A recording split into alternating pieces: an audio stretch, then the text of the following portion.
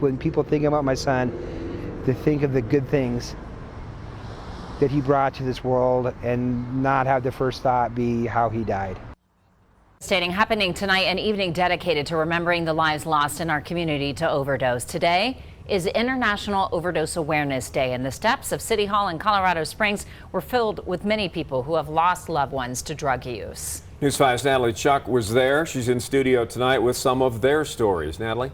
Yeah, Rob, not only was the El Paso County coroner up there talking about the opioid crisis here in Colorado Springs, but so did survivors of drug addiction. Every person I spoke with at the event showed up with the same goal in mind, stripping away the stigma that comes when people hear the word overdose.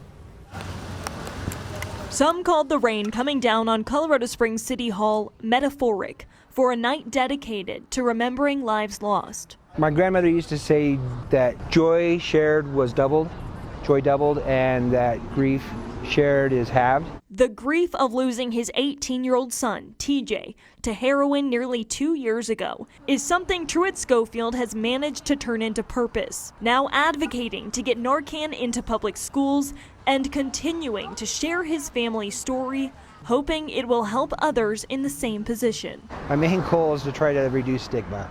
It's not a indictment, of your loved one that they pass in this way. This crowd on International Overdose Awareness Day is full of people like Schofield, who have lost friends or family to drugs or are recovering from addiction themselves. These three work with people struggling with drug abuse on a daily basis at a local treatment center after their own experiences with addiction. When we just label them as drug addicts, or all the bad labels that people lose their connection to them, and they don't see that these are real people suffering. This day just kind of set aside to educate and bring awareness to just how many people are dying of this, how many people's children, kids, parents. And the line of people writing names of loved ones they've lost on Purple Hearts, a testament to the widespread impact drugs are having. Names like TJ's. I really, really miss my son.